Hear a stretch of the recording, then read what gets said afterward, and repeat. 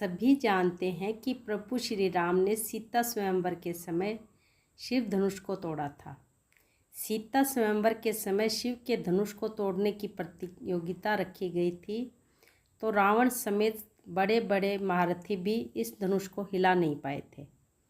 तब श्री राम ने पल भर में धनुष को 3 हिस्सों में तोड़ दिया था। लेकिन यह बहुत कम लोग जानते हैं कि प्रभु श्री राम को सीता स्वयंवर का निमंत्रण भेजा ही नहीं गया था। इसके बावजूद माता सीता के स्वयंवर में प्रभु श्री राम कैसे पहुँचे, उनका विवाह माता सीता से कैसे हुआ, आइए चले जाने। जय सिया राम।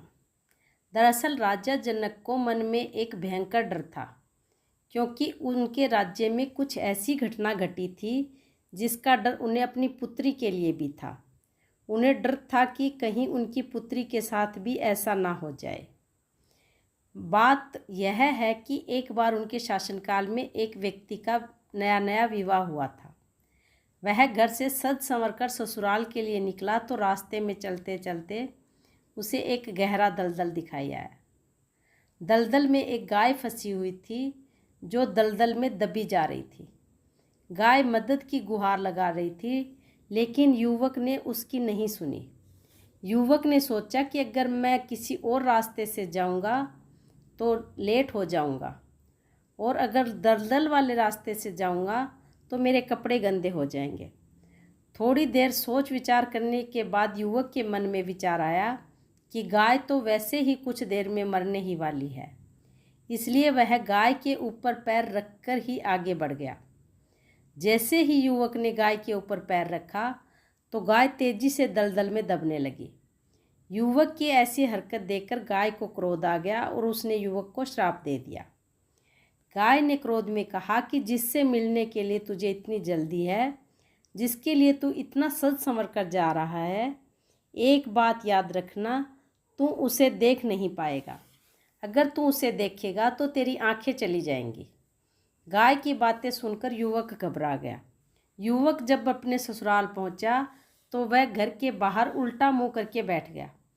युवक को डर सता रहा था कि अगर उसने अपनी होने वाली पत्नी को देखा तो उसकी मृत्यु हो जाएगी।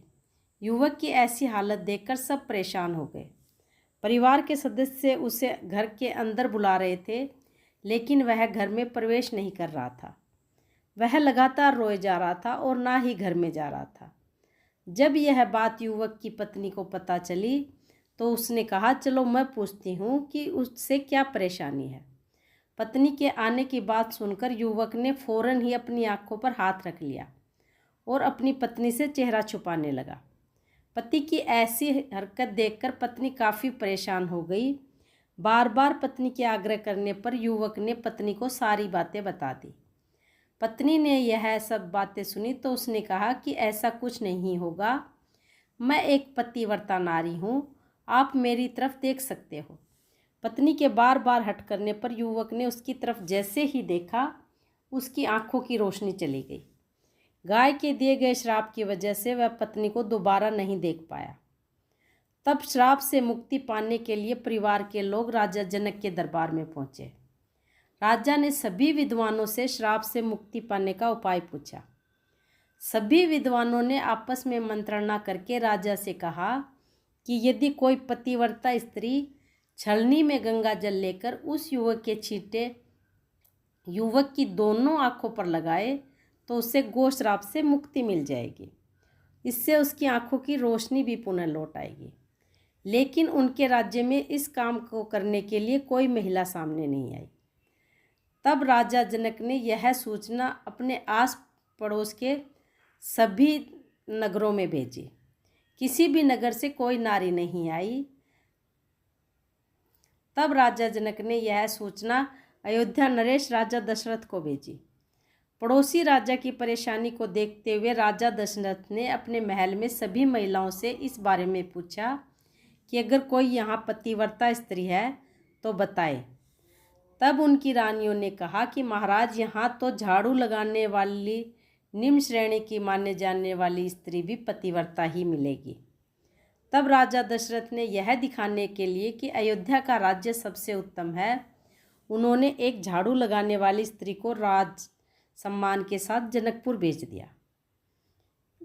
महिला छलनी लेकर गंगा किनारे गई और गंगा माता से प्रार्थना की कि अगर वह तन मन धन से पतिव्रता है तो छलनी में से एक बूंद भी जल ना गिरे। महिला छलनी भरकर राज दरबार में ले आई और उसने युवक की आंखों पर उस पानी की छींटे लगाए। उसकी मदद से युवक की रोशनी वापस आ गई। इसे देखकर हर कोई हैरान रह गया और खुशी के मारे जश्न मनाने लगा। जब राजा जनक ने महिला से पूछा कि आखिर तुम कौन हो और किस राजा की पत्नी हो, तो महिला ने कहा कि वह किसी राजा की पत्नी नहीं है, वह तो राजा दशरथ के महल में झाड़ू लगाने का काम करती है। महिला की बातें सुनकर राजा जनक हैरान रह गए कि आखिर राजा दशरथ इतना शुभ काम करने के लिए किसी झाड़ू लगाने वाली स्त्री को कैसे भेज सकते हैं। इसी डर से राजा जनक ने अयोध्या में सीता के विवाह का निमंत्रण नहीं भेजा, क्योंकि राजा जनक को डर था कि अयोध्या में तो अगर झाड़ू लगाने वाली स्त्री ही ऐसी है तो वहाँ के तो सिपाही या कोई भी इस धनुष को उठा सकता है, तो मेरी बेटी सीता किसी भी ऐरे गैरे के साथ उसकी शादी हो सकती है। इसलिए राजा जनक ने अयोध्या में विवाह का निमंत्रण नहीं भेजा। जय सिया राम। लेकिन होनी को तो कुछ और ही मंजूर था। माता सीता और प्रभु श्री राम का विवाह तो होना ही था। प्रभु श्री राम और लक्ष्मण जी अपने गुरु विश्वामित्र के साथ वन में आए हुए थे। वहाँ से वे सीधा ही जनक राजा के दरबार में स्वयंवर को देखने आ गए, और जब किसी भी राजा से धनुष नहीं टूटा तो विश्वामित्र जी की आज्ञा से प्रभु श्री राम ने धनुष को तोड़ दिया और माता सीता का प्रभु श्री राम से विवाह हो गया।